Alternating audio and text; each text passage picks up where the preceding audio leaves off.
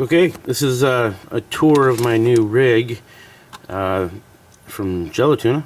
I am Jellotuna. This is my third album I'm working on. I've only finished 3 songs. I'm doing it like one song at a time, but it's getting there. And I use Studio One, and these little green things there, that's noise. And it is so very faint that I really can't hear it through my headphones. And that's a good thing, because last week it was up about here because of USB grounding hum, which is the most annoying thing in the world for musicians. But I seem to have gotten rid of that. Behringer mixing boards seem to let in a little noise no matter what you do, but I can live with this. I can totally live with this amount of noise compared to what I had. So, yeah, that's what started it, a USB grounding problem, and my gear needed cleaned, and I'm making room for some new stuff. So here's at my desk. Let me back up. I got this guy ran out to my BeatStep Pro. That's how he's connected, and then this one I just use to charge my cell phone or plug up any synth that I bring to the table here or whatever. To my right, there's one of my PA speakers, and to my left is all my gear.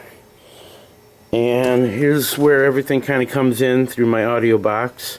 My PA right there is plugged out and into my audio box, and I've just been recording pretty much everything on like one channel, you know, all the music like at the same time. I gotta get a bigger box one of these days and improve that part of my recording.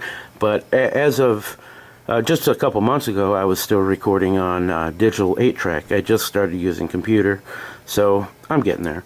But right here I got some cable hangers, and this I built for about $150 a few years ago. This whole black wooden thing, it started with the bottom 6 feet by 2 feet. It's got 2 15-inch speakers in it and a bass amp on the bottom, and I built it to hold this and that. And I used to have my Moog Slim Fatty here, and it will fit there, but I've moved it up top next to my Euro rack so I can use it a little bit more. I have my effects pedals right there and that effects processor, which is not hooked up at the moment, but I can easily route it right out my mixing board into there and into my PA like I do, and then I can use that for everything globally, or I can run it just through the effects part and use it for whatever channels I want. Right now I have those ran into the effects part, so I can just add it wherever I want and however much I want. Got it. That's turned off. It's muted. I move this out of its hiding spot so I could use it more. My drum machine that you can actually play with the 8 pads, Octapad, which is fucking awesome. Down here is 350 watt, an old crate bass amp hooked to those 15s, and I can hook other stuff up to those 15s.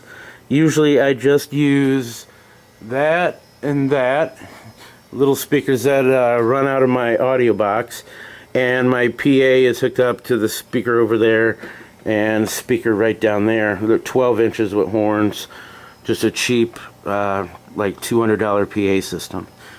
But down here I got 4 mixing boards. I wish I had one big one that was like expensive and could hold everything, but I don't. So I have 2 of these Behringer Euro rack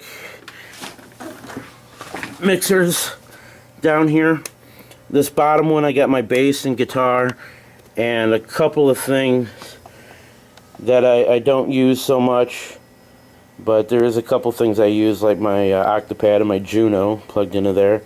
That way I can easily mute that from up here. I have this top one here is for my my Volcas. I got 4 Volcas plugged into it. I got room for 4 more, but I need the Volca FM. That'll be number 5 eventually. And I put those in a separate one because they're plugged in USB. And all my USB, because of that humming noise, I plugged all the USB into one mixer, stuff that's plugged into a USB is plugged into that same mixer, and all the USB stuff is plugged into the same power strip, which I'll get to when we go to the back side. But so all those 4 Volcas along the top row and the mono tribe are all hooked up USB, and it's all one cable. There's one cable that splits into 5, and it's plugged in. Let me turn on some light. But I got a little USB box back here, and this cable runs out and powers all 4 of those. With this 5 splitter cable, you can power up to 5 Volcas or mono tribes, or a mixture of the two. I got an old, what is this, SR16 or something? Elisa's? Yeah, an SR16 drum machine. Still works. Still great. I've used it for a few songs. This I usually use vocal samples on. There's synths and stuff in there, but I usually record vocal samples. Here's one of my main controllers, my Korg Electribe that I use. My Fennel and this mixing board. And so the 3 mixing boards are ran into these last 3 stereo inputs. And that's just kind of how I have it set up. And so I have some open room here in the middle. Actually, this one over here is hooked up to the first one because I just needed mono, I guess, for that. But yeah, and I got plenty of room. And then over here starts the Euro rack stuff. So I got my Fennel. The Fennel has its grounding wire ran to this box here, so I can go from bananas to Euro rack and vice versa. I got a Make Noise skiff right here and Slim Fatty right here. Which I brought it over closer to the Euro rack stuff so I can incorporate it with that. Here's another, my 2 9Us plus a tiny one, and then my Atomosynth, which got crushed at one point, and so now it's built into a different case. Thank you, Rashid, who helped me with that. I left room here because this week this is going to grow. I'm getting a monster Dofer case, so it'll be 4 tall like this, but it'll be twice as wide as that. And then I'll have to put these like up on top or something. Those are Dan Aykroyd's Blues Brother records, a couple of his Blues Brother stuff. Skinny Puppy, one of my favorite. If it wasn't for Skinny Puppy, I wouldn't be doing this. They got me into this, really. My guitar and my theremin, I can plug the theremin into the Euro rack and control it like so. Control pitch control and stuff. But there is a roll-in guitar amp right there hooked to my guitar, so I can make my guitar sound like anything. There's a guitar amp. There's my my roll-in Juno, and there's an extra guitar back there that you have to use with that other guitar amp. My 10th anniversary black and red micro Korg. This I got for 50 bucks. This turntable, and I use that for vocal stuff a lot, and for some other things. I got my TR8 and my MS-20 ready to go. Everything is pretty much MIDI'd. I'll show you how I do my MIDI. Let's go around the back. I kept it pretty clean back here. There's these 4-foot power strips, 5 of them along the back here. I got those at Menards for 30 bucks a piece. They're nice because they leave a lot of room for the wall wart stuff. But let's make my way over here by the MIDI. Here's MIDI Central. On the other side, right here is where I plug in. So I plug one in, and then this runs in 2 directions. It runs to this bottom box, which is for my Volcas, 4 Volcas. Because if I run too large of a chain, Volcas won't transpose, but they will just like this. With just a couple boxes, they'll be fine. But if I did it this other way, they won't. So this other one runs into this box, which runs out to these other 4 boxes in the middle, which gives me 16 MIDI outs, plus the 4 on the bottom, so which I could use for anything really. So 20 MIDI out. But if you want to plug a Volca, like a bass, FM, or keys to transpose, they got to be in the bottom row. That's it. Otherwise, this MIDI box is ready to go. It's MIDI through and 6 MIDI quadra throughs taped together. This is a USB that I use for my lights, my funky bright lights, which you can kind of see. They wrap around. They wrap around my Euro rack and my skiff up there. So from the front, I can just turn these on right there, along with the little fan I have. Down here, I have two power strips. The one in back is a regular one. This one that doesn't have much plugged in, that's for my USB stuff. But there is 4 or 5 things plugged into there, and all that goes into a juice goose, a power conditioner, out the back of here, and I got a switch for that. And then this is just my old stereo from the 1980s, and more cables everywhere. What did I miss back here? Nothing really. USB. Oh yeah, this thing's hooked up, and I have it puttied down a little bit so it doesn't fall off. Let me go around. That's a power strip for my computer stuff, all my crap on my desk.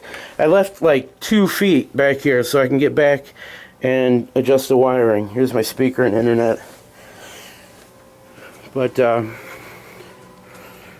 so that date is way off, and those lines show up on camera but not in person. And I got my oscilloscope. So when I flip on the power to a juice goose, it's called, power conditioner, when I flip that on, some of these things that don't have power switches will pop on. Like that will come on. My little Dofer box, it doesn't have a power switch, will just come on as soon as I hit that switch over there. And let's see how it sounds. I got some cable hangers hanging around here. But this is my main guy.